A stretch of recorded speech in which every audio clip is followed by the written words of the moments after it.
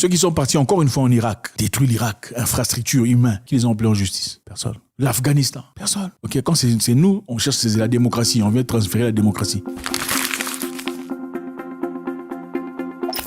La Cour pénale internationale, vous connaissez certainement, déjà entendu parler de la Cour pénale internationale. Évidemment, quand on vit dans un environnement, il y a beaucoup de crimes, il y a beaucoup de choses qui se passent. Il faudrait bien qu'il y ait un système de justice pour que les gens soient ramenés en justice, pour qu'ils payent de leurs crimes, n'est-ce pas? Quand il y a des gens dans une société qui progressent, qui évoluent, pendant qu'il y a d'autres qui ne progressent pas, évoluent pas, il y a toujours conflit, n'est-ce pas? Parmi les humains, en général, il y a toujours conflit, non? Et pour ça, il faut un système de justice. Quand il y a conflit, monsieur A dit qu'il a raison, monsieur B dit qu'il a raison, il faudrait au moins monsieur C ou un groupe de personnes pour juger, pour tirer une conclusion correcte. Alors, la Cour pénale internationale a été créée dans l'objectif de juger les gens qui commettent des crimes brutals, crimes de guerre, crimes contre l'humanité, ces genres de crimes atroces et obscurs. Elle a été établie dans l'objectif de créer un monde équitable, un monde correct, plus ou moins correct, parce que voilà, correct n'existe peut-être pas, mais on peut essayer, tant bien que mal, d'en arriver à un niveau, on peut créer un monde où les gens vivent bien, où ceux qui font des choses criminelles subissent les conséquences lourdes même de leurs actes à travers la justice. La Cour pénale internationale, la CPI, pour ceux qui connaissent, régit sur le statut de Rome et la première Cour pénale internationale permanente fondée sur un traité créé pour aider à mettre fin à l'impunité des auteurs de crimes les plus graves qui préoccupent la communauté internationale. Donc, en Europe, on a pensé à créer un truc, voilà, pour juger les présidents et les leaders, les généraux, les militaires, tous les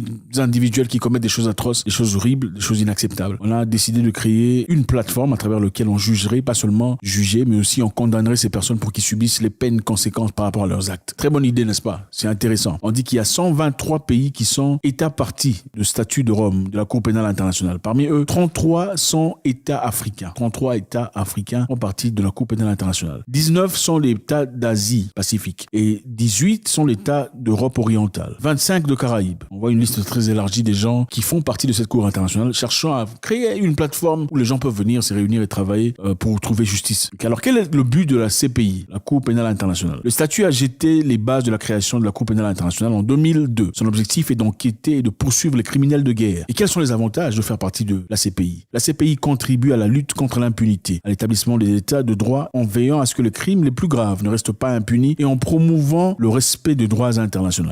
Donc évidemment, pour ceux qui comprennent ce français très difficile que nous ne comprenons pas très bien, c'est simplement pour dire qu'on a créé une plateforme qui permet de juger les gens, n'est-ce pas? Si y a un monsieur qui fait des choses incroyables, c'est un monsieur qui abuse de son pouvoir en terrorisant la population, on peut clairement porter plainte contre lui et l'emmener en justice pour répondre à ses actes, n'est-ce pas? La Cour participe à une lutte mondiale pour mettre fin à l'impunité par le biais de la justice pénale internationale. La Cour vise à tenir les responsables de leurs crimes et aider à empêcher à ce que le crime se reproduise. Alors, c'est une très bonne idée, les amis, chers frères africains, caraïbéens qui sont là. Merci d'être là, ça fait toujours c'est la famille, hein. Et aussi nos frères européens qui sont prolétaires comme nous. Quand on parle de l'Europe, ce n'est pas vous. On parle de l'élite. Vous êtes comme nous, on a les mêmes problèmes. Cette Cour a été créée dans l'objectif clairement bien sympathique. L'objectif est de envoyer en prison ou faire subir en tout cas les peines de ces personnes qui commettent des choses atroces et incroyables. Mais malheureusement, si vous regardez dans l'histoire de cette histoire, vous remarquez un truc très intéressant. Bon voilà, les gens qui ont déjà été condamnés ou ont été indictés dans cette Cour internationale, je vais citer quelques noms pour voir. On a Bar Abou Garba, Mohamed Ali, Abdallah Banda, Omar Al-Bashir, Jean-Pierre Bemba de la RDC,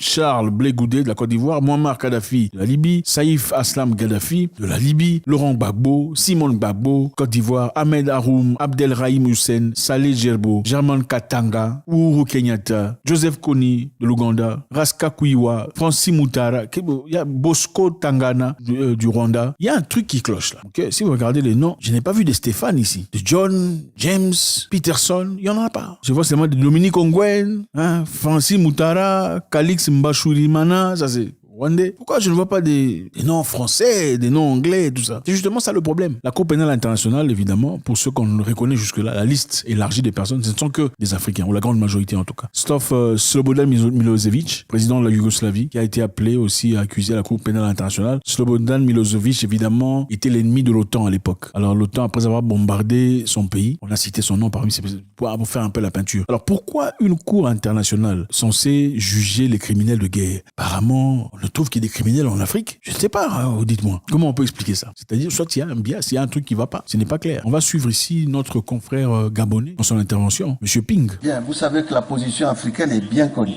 Nous sommes pour la lutte contre l'impunité. Nous ne sommes pas pour l'impunité. Nous luttons contre l'impunité. Nous ne sommes même pas contre la Cour criminelle, contre la Cour pénale internationale, puisque cette Cour, il y a 31 pays africains qui sont membres de la Cour. Même maintenant, avec la Tunisie, je crois 32. C'est vous dire que nous ne sommes ni contre la justice, ni contre la Cour. Nous sommes contre la manière dont la justice est rendue, puisque le procureur qui est là, on dirait qu'il n'y a qu'en Afrique où il y a des problèmes. Il ne condamne que des Africains, il ne juge que des Africains. Est-ce que ça veut dire que rien ne se passe ailleurs dans le monde? Est-ce que ça veut dire qu'au Pakistan, en Afghanistan, à Gaza, en Tchétchénie, il n'y a rien? Il n'y a qu'en Afrique où il y a des problèmes? Pourquoi il n'y a personne d'autre de jugé que des Africains? C'est la question que l'on se pose. Donc on voit clairement ici qu'il y a un problème. Le problème est clair. Apparemment, ceux qui commettent des choses atroces ne sont que des Africains. Est-ce qu'on peut dire que cette cour a été créée seulement pour condamner les Africains? Ou carrément, si pas pour condamner, c'est pour remettre à la raison. C'est-à-dire, si tu ne fais pas ce qu'on te dit de faire, parce que réfléchissons d'abord. Il y a beaucoup de dictateurs qu'on connaît qui ont commis des choses atroces, incroyables, qui ne sont jamais appelés à la Cour internationale. Beaucoup de dictateurs africains, parlons seulement d'Africains. Il y a beaucoup de gens en Afrique qui commettent des choses incroyables, qui ont commis des choses inacceptables, mais qui ne sont jamais appelés à la Cour internationale. N'est-ce pas? Pourquoi? Une raison principale. Parce que généralement, malgré les bêtises et les erreurs, les crimes qu'ils commettent, ils sont soumis à une autorité plus grande. C'est-à-dire, quelque part, ils répondent aux besoins de quelqu'un. Donc, malgré sa dictature, si l'Europe ou les États-Unis viennent, on te dit ouvre cette porte, tu ouvres, donne l'argent ici, tu donnes, offre-nous les minéraux, tu donnes. Là, on t'amène pas à la Cour internationale de justice. Mais si tu commences à refuser, si tu commences à t'y opposer, alors là, on t'accuse. On a ici affaire à une chose très intéressante. C'est bien encore une fois de voir, on ouvre un office, on ouvre une plateforme pour aider les gens à évoluer, à avancer, à trouver justice. Mais pourquoi dans cette démarche, il y a des pays qui ne font pas partie de cette histoire? Okay. La Cour pénale internationale, il n'y a pas les États-Unis. Les États-Unis ne font pas partie des pays qui peuvent être condamnés dans la Cour pénale internationale. D'ailleurs, les États-Unis disent aucun Américain ne peut être jugé hors des États-Unis d'Amérique. Aucun Américain ne peut être jugé hors des États-Unis d'Amérique. Pendant ces temps, ils sponsorisent aussi, ils font partie des sponsors de la Cour pénale internationale. On va vous sponsoriser de notre argent, mais nous, on ne fera pas partie de votre histoire. Nous sommes au-delà de cette loi que vous établissez. Pourquoi M. Tony Blair et son ami George Bush, ils sont partis en Irak sous prétexte qu'il y avait des armes de destruction massive, portant avec eux beaucoup d'Irakiens partis pour rien comme ça? Pourquoi ils ne sont pas appelés à la Cour nationale ou Cour pénale, peu importe, vous appelez ça de justice? La justice choisit les couleurs et les noms. Ou comment? Voilà pourquoi Mugabe était opposé. Le président Mugabe, malgré son âge, c'était un vrai patriote, un vrai révolutionnaire, qui dit qu'il ne ferait pas partie de cette histoire, suivez le monsieur. Nous ne sommes pas au siège de la CPI ici. Et nous n'en voulons pas dans la région. Pas du tout. Nous n'avons pas signé le traité de la CPI. Le Zimbabwe a refusé. Nous avons dit non. Nous n'allons pas nous soumettre à une justice en dehors de notre pays. Pourquoi faire? Regardez avec combien d'instances. Je vous rappelle que Mugabe était le président le plus lettré du monde, c'est-à-dire ayant le plus des master's degree. Il en avait, je crois, 5 ou 6 master's degree au doctorat. Un homme très intelligent, mais on voulait le faire passer pour un malade mental. Pourquoi? Parce que les choses qu'il disait étaient complètement cohérentes. Il a ravi les terres de son pays qui étaient conquis par des étrangers anglais. Les Anglais avaient la grande partie des terres au Zimbabwe et c'est eux qui géraient l'économie sur le plan agricole. Mugabe a dit niet, ça c'est chez nous. D'ailleurs, vous n'êtes pas zimbabwéen parce qu'en réalité, l'argent que vous gagnez ici, vous envoyez ça en Angleterre. Ce n'est pas comme si tu gagnes l'argent, tu réinjectes l'argent dans l'économie. L'argent que vous gagnez, vous envoyez dans des comptes bancaires en Angleterre. Donnez-nous nos terres. Il a pris les terres, il a donné aux Zimbabwéens pour qu'ils travaillent. Malheureusement, les Zimbabwéens au départ, ils ont commencé bien, mais comme beaucoup de chez nous, des gens de chez nous ont une mentalité bizarre. Au lieu de manger 10% et utiliser 90% pour travailler comme le font les autres, et ils mangent 90% de l'argent et ils veulent investir avec 10%. En fin de compte, on se retrouve dans un environnement où on ne peut même plus replanter ce qu'on avait comme sémence. Voilà comment les Zimbabwe tombaient en faillite. En plus des sanctions internationales qui ont frappé, prétextant frapper Mugabe, qui était riche d'ailleurs. Complètement incohérent. Mugabe l'a dit ouvertement, on ne fera pas partie de cette histoire. Ils ont refusé. Beaucoup de gens s'y sont opposés. Il y a le Burundi, juste après, qui a dit, nous, on ne fera pas partie de cette cour internationale parce que clairement, on ne voit pas Bill Gates, comment ça s'appelle, Tony Blair et son copain qui ont fait des trucs atroces dans beaucoup d'endroits, ils sont pas là-bas. Qui va aller les arrêter chez eux pour les emmener là-bas de force pour qu'ils... Non. Et curieusement, vous savez, pour condamner les Noirs, on cherche toujours des juges noirs, pour pas que ça paraisse raciste. On va chercher un opposant noir, ok? Vous vous rappelez de cette histoire dont je vous parlais, quand récemment on disait que l'Afrique doit prendre position par rapport à l'Ukraine et la Russie. Soit l'Afrique soutiendra les États-Unis et l'Europe, ou bien l'Afrique sera aux côtés de la Russie et subiront les conséquences. Qu'est-ce qu'on a envoyé pour passer le message? C'était une noire, c'est une maman noire qu'on a envoyée à côté d'un monsieur noir dans le Sénat américain. Il faut toujours un noir pour faire passer un message. Regardez très bien, quand on vous pousse à faire quoi que ce soit, on vous dit allez faire l'histoire là, prendre le vin. On va présenter un noir pour vous parler. Pourquoi? Parce que dans le subconscient, vous vous dites, quand c'est un noir qui me parle, c'est-à-dire que certainement un noir ne me voudrait pas de mal, n'est-ce pas? Un noir ne me voudrait pas de mal. Si c'est un noir qui en parle, donc c'est-à-dire qu'ils ont vérifié, ils ont tout vu, donc il n'y a pas de quoi s'inquiéter. On va y aller. C'est une technique claire qu'on utilise. Le président Bachir, le président Omar el-Bashir du Soudan, il avait un mandat d'arrêt international. Il est arrivé en Afrique du Sud et on a demandé à l'Afrique du Sud de l'envoyer pour aller paraître en justice, comparaître. Mais intelligemment, le président Zuma à l'époque a refusé de le faire. Il a dit non, on peut pas le faire. C'est quoi? C'est devenu le moyen président de la République qui vient dans un pays étranger. On veut l'envoyer à la Cour pénale internationale pour faire quoi? Le président Obama était parti en Afrique du Sud pendant sa visite. Il y a eu un monsieur qui est parti porter plainte contre lui à la police. Il y a eu un Sud-Africain qui est parti porter plainte contre monsieur Obama à la police. Est-ce qu'on l'a arrêté ou on l'a... Non, on peut pas faire ça. Ça ne se fait pas. Mais Zuma a été vilipendé,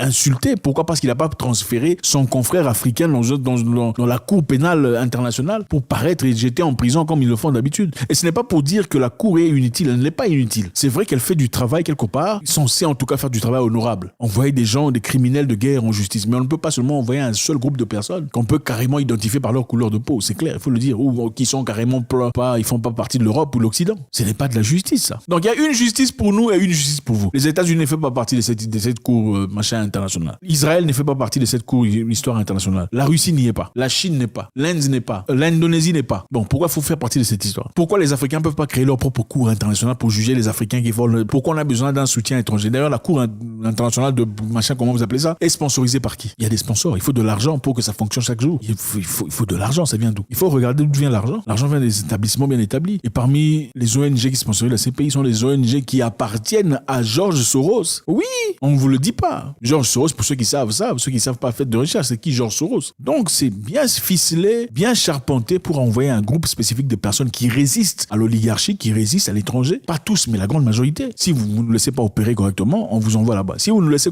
opérer correctement, voler les minerais, prendre les bois, prendre tout ce qu'il y a, prendre le pétrole et tout le reste, là on vous laisse faire toutes vos bêtises, toutes vos criminalités sans difficulté, on vous laissera. On ne vous appellera jamais. Donc on vit, les amis, dans un monde de crimes organisés. Les crimes qui sont commis par des individus sont frappés en justice, mais les crimes commis par des gouvernements ne sont pas frappés. Les crimes commis par des gouvernements sont plus ou moins acceptés. On fait semblant, on dit rien. Mais quand les crimes sont commis de manière individuelle dans un coin où aucun gouvernement ne profite, tu seras frappé. Et quand je parle d'aucun gouvernement, évidemment, je parle d'un gouvernement occidental. Parce que c'est eux voilà, c'est ça la vérité, c'est ça la réalité. Prenons l'exemple de l'OTAN. Okay? L'OTAN a bombardé la Libye pendant la présence de Kadhafi. On a bombardé la Libye. Beaucoup de gens sont morts, détruit complètement l'infrastructure. Qui a payé pour ce prix? C'est des crimes de guerre, crimes contre... ce sont des crimes atroces, insupportables. Qui a payé le prix de cette histoire? Personne. La Libye était un pays stable. Les gens vivaient leur abondance, la plénitude de leur existence. Il n'y avait pas de taxes en Libye. On ne payait pas de taxes. C'est-à-dire le gouvernement n'avait pas besoin de votre argent. En Libye, les gens vivaient bien. Tu te maries, on te donne de l'argent, $5,000, un appartement. Tu veux travailler dans l'agriculture, on t'aide, on te donne les outillages nécessaires pour avancer. On est parti bombarder ça pourquoi? Okay. Même le président russe a dit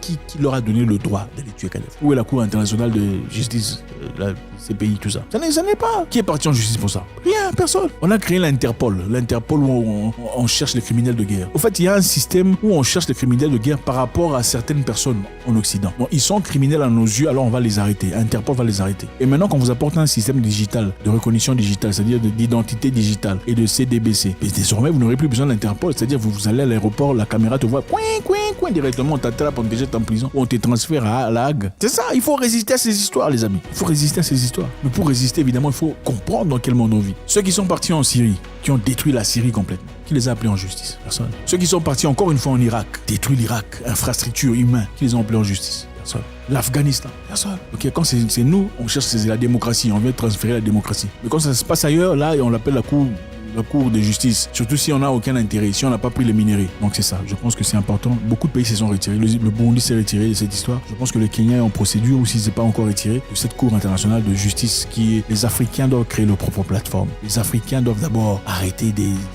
livraisons de passeports entre Africains. Il faut chercher un moyen de...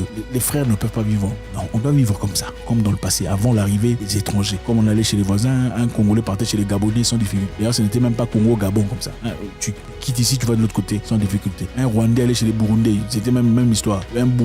Peu importe, c'était comme ça. Comme l'Europe, on doit rentrer ensemble. Cette façon de nous mettre dans des boîtes, c'était une façon très intelligente de nous séparer. Et on ne peut pas combattre ce combat international dans la séparation. Ce n'est pas possible. Aucun pays africain n'est assez outillé, n'a assez d'argent ou de pouvoir pour parler pour soi-même dans le monde, dans la scène internationale. C'est pas possible. Il faudrait que les Africains viennent ensemble, se réunissent, travaillent ensemble en communauté pour avancer, progresser. Donc les Africains ne peuvent pas juger les Africains qui font des crimes. Il faut nécessairement que ça vienne ailleurs. Ça n'a aucun sens.